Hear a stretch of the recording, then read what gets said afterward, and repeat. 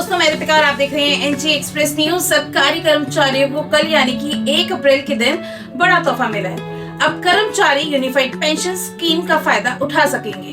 इस स्कीम के तहत कर्मचारियों को 10,000 रूपए पेंशन के रूप में मिलते हैं, लेकिन इसके लिए कुछ शर्तें या पात्रता है जिनका पूरा करना आवश्यक है। वही सरकार कर्मचारियों को ये ऑप्शन देती है कि वे नई पेंशन स्कीम या यूनिफाइड पेंशन स्कीम में से किसी एक का उपयोग कर सकते हैं। इस स्कीम का उद्देश्य पुरानी पेंशन स्कीम यानी कि ओपीएस और नई पेंशन स्कीम एनपीएस के बीच एक संतुलन बनाने का काम करेगी। यूपीएस के जरिए प्रत्येक कर्मचारी की सैलरी का 10% हिस्सा पेंशन में जमा होगा। वहीं सरकार भी अपनी तरफ से 18.5% योगदान देगी। इन शर्तों को पूरा करना है जरूरी। सबसे पहले हर एक कर्मचारी को अपनी बेसिक सैलरी का 10% पेंशन के लिए देना होगा। वहीं सरकार की ओर से इनमें 18.5% का योगदान दिया जाएगा। इसके साथ ही कर्मचारी का कम से कम 10 साल काम करना जरूरी है। वहीं अगर कोई कर्मचारी FR 56J के तहत बिना किसी दंड के रिटायर होता है तो उसे पेंशन दी जाएगी।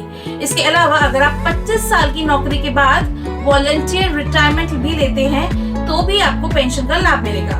आइए अब जानते हैं कि किन लोगों को इसका लाभ नहीं मिलेगा। अगर आपने 10 साल से कम नौकरी की है तो आप इस लाभ से वंचित रहेंगे। किसी कर्मचारी को सर्विस से बर्खास्त कर दिया गया हो या किसी ने नौकरी को खुद छोड़ दिया हो तो वो भी इस स्कीम से वंचित रहेंगे।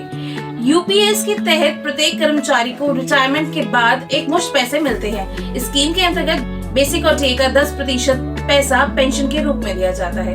यूपीएस के तहत रिटायरमेंट के बाद कर्मचारी को 10,000 रूपए गारंटी पेंशन मिलती है, लेकिन अगर लाभार्थी की मृत्यु हो जाती है तो उनके परिवार को पेंशन का 60% पैसा मिलता है, जिसका मतलब हुआ परिवार को 6,000 रूपए गारंटीड पेंशन मिलेगी। यूनिफाइड पेंशन स्कीम को यूपीएस कहा जाता है। ये पेंशन स्कीम खास तौर पर रिटायरमेंट के लिए डिजाइन की गई है। इस स्कीम के तहत कर्मचारियों को गारंटीड पेंशन का लाभ मिलता है, वहीं मिनिमम पेंशन और फैमिली पेंशन का भी फायदा दिया जाता है।